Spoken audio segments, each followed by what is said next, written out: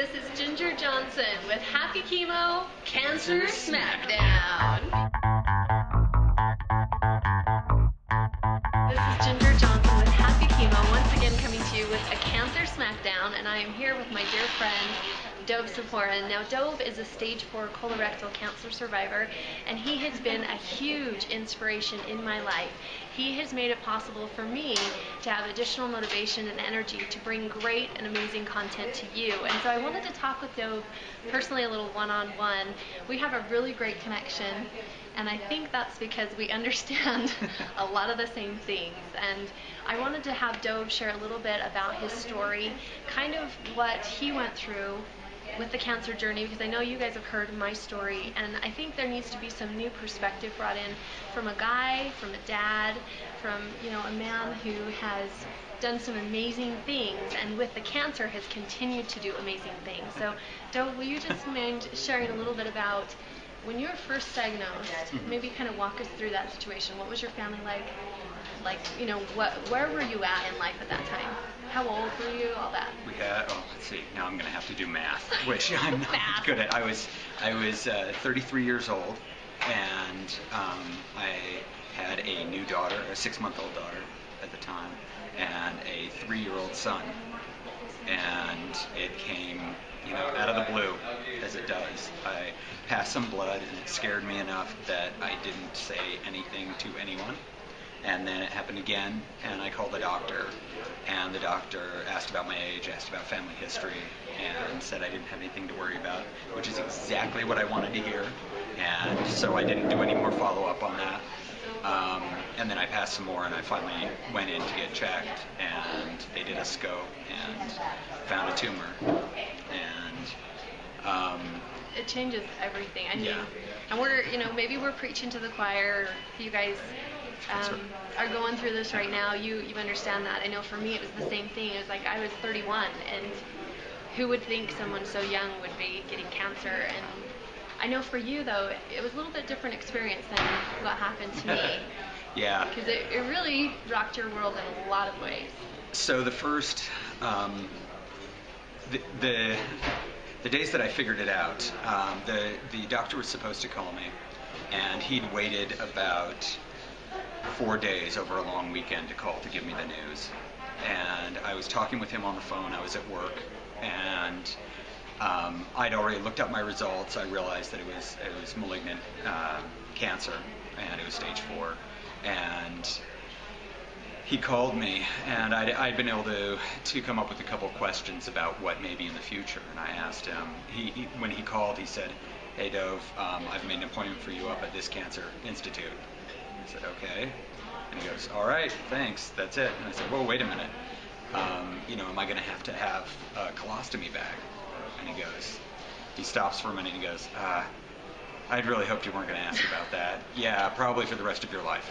And let's pause real fast so we can tell people that might not have this kind of cancer. What is that? Basically, in a little bit nice way. Well, yeah. Basically, what it is if they have to take out enough of your colon that it's not going to work anymore, then they take out some of your intestine, they pull it out of you, cut open the intestine, peel it back, sew it down, and then put a bag over it. And that's what's used for all elimination functions there. So this is what was in my head at this point, and I realized I knew the basics about it, and I didn't think I could handle that. I didn't think I was strong enough to deal with that. And I remember I got off the phone and I walked out into the parking lot and down to my car and sat there and I just cried. And I didn't think I could deal with it. I didn't think I was strong enough to handle that in the future. I didn't have a good grasp of what chemo was or what radiation was at that time. I didn't even really know the difference between the two. But I could conceive of what that was, what a colostomy was. Well, and at the time as well, you were very active. I mean, yeah. This wasn't just a couch potato. Yeah, like this guy was running lots and lots of marathons. He was very active. I was preparing for a half Ironman at the time. Actually, I'd been working out a lot, been running and swimming and biking every day for hours, and couldn't see how I could do that with this bag and couldn't see how I could have any of life the way that I was used to it, the way that I knew how to function in life, and I guess I felt it was all being taken away from me right And, then. I think so many of us that have gone through cancer, whether you're a survivor or even for caregivers, because I know I've been in both shoes now, and so I've seen that the lack of control is something that can be so devastating because we have our lives and we're so young, or whatever stage you might be in, and you think you kind of feel invincible, like your life's just going along, right? And everything's good. And then something like a cancer diagnosis. I mean, for Dove, he was practicing for a half Ironman. I was 5 months pregnant. You don't expect this kind of stuff to happen.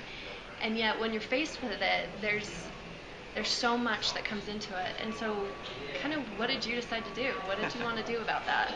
Well, I remember I was sitting there in the car, and I was trying to figure out, what I was going to do, how I was going to deal with it, and it came to me, as I realized I knew about some of the costs associated with cancer and with all this, and I thought about, my wife and my kids, and I thought, well, I can't handle this. I maybe should just end it.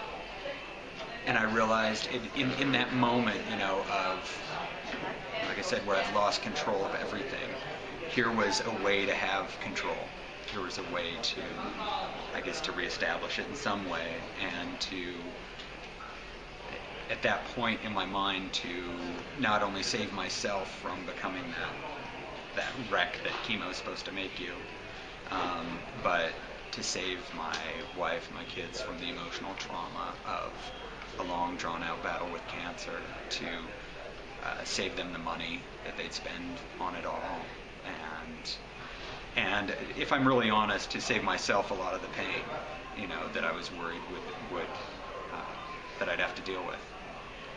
And I was sitting there in the car thinking about it and realizing, okay, all right, this is a viable solution. This is okay. And a memory from high school came to me, which actually involved the woman who would become my wife. Her father got a call that a friend of his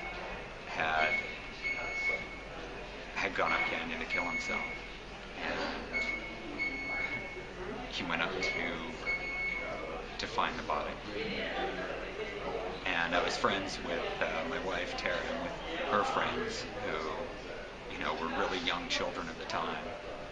And I remember seeing them and playing with them, and I remember hearing questions from them. Why did he choose that over us?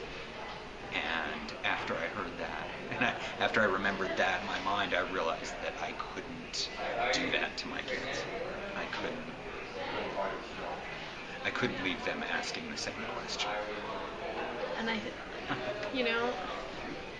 it's not uncommon. I don't think that's the thoughts that some people might have in this situation. And for those of you who are listening and watching, that even if you don't have kids, your life is still connected to other people, and the loss that they will have. Your life is so valuable, and I'm so grateful for Dove, because you guys don't even know, he has changed hundreds of thousands of lives, I'm sure, with the things that he has done. And he's affected my life in such a way that I can't even imagine having this experience without knowing him, because of the strength he's been to me and to so many others. And I think even though it can be very challenging, and even though the frustrations come and the lack of control comes, Yes. We kind of have to shift our perceptions. It's not about the why me question. It becomes more of the, okay, how are we going to do this? How are we going to do How this? are we How going are to we do gonna this, get forward? right? Yeah. So what did you decide to do? Well, that's the in that moment when I was thinking about, for me it was my kids, and for someone else it will be, I talk with another patient here who he loves going out and skiing, and so for him it's, hey, I get another season. I'm going to have another season up there and enjoying my time out in that, in that environment with the beauty of the world around me.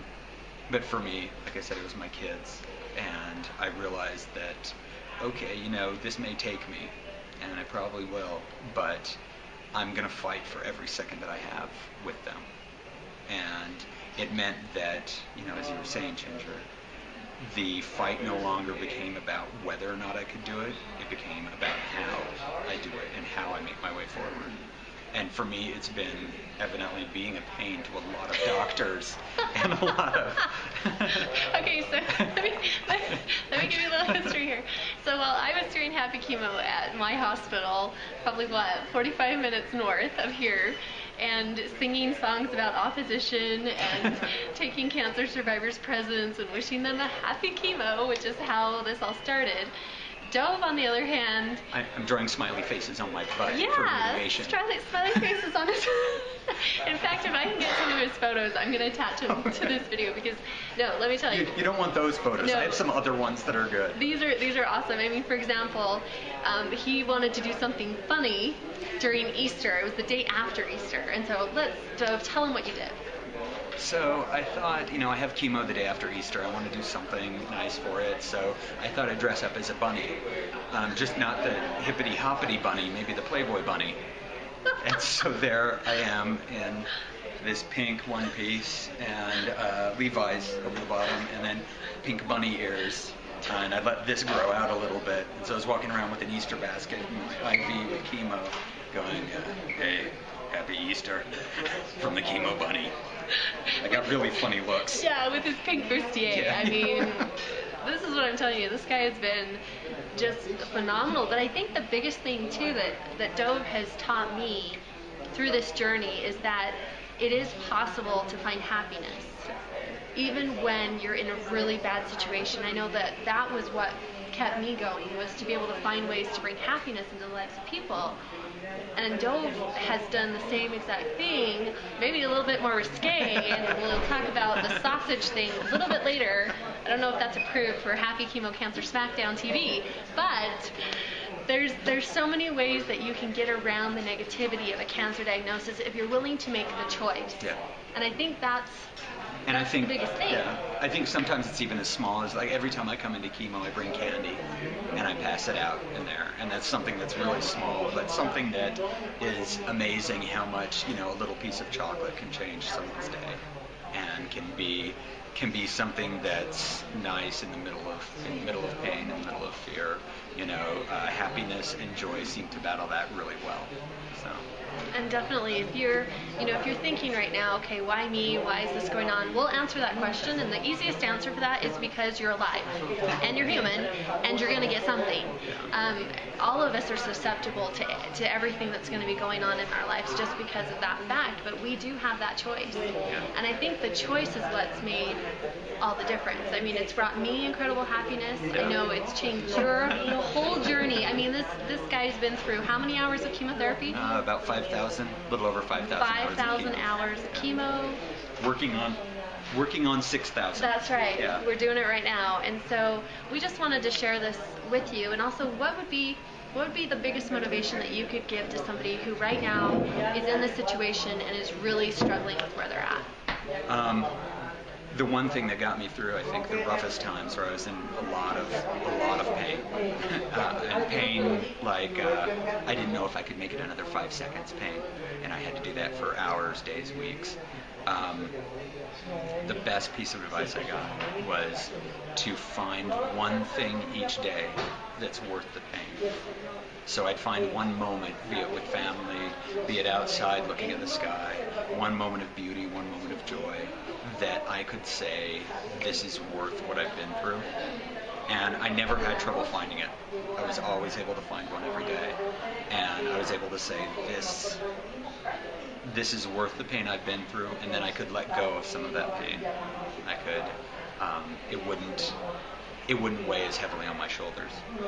So yeah, so I'd say that's okay. it. So for today's Cancer Smackdown tip is to find one thing every day that makes the pain worth it. Whether that is your family, whether that is someone you care about, whether that is just the desire you have to live. Whatever it might be, just find that one thing and make that your focus. And I know that me and Dov can say, guaranteed, right? We'll put a guarantee on this, that if you do that, you will find increased happiness in your journey. And that really, despite the negativity, there can be joy, there can be happiness, there can be peace. And also mess with your doctors. Mess with your Go doctors. Mess with the doctors. They're fun too. And I'll put some links below so you can see some of Dov's videos, especially when he brought death to chemo. We'll talk about that one. Some of the other ones he did. In fact, here at the Huntsman Cancer Institute where he gets his treatment, they know to watch for Dov when he is coming. So they warned some of the medical students about me. that's right. You know, and it's always good to keep them on their toes. Exactly. So, all right, guys. Well, we are wishing you all the hope, health, and happiness that you can handle. This is Ginger Johnson and Dov Siporin with the Happy Chemo Cancer Smackdown.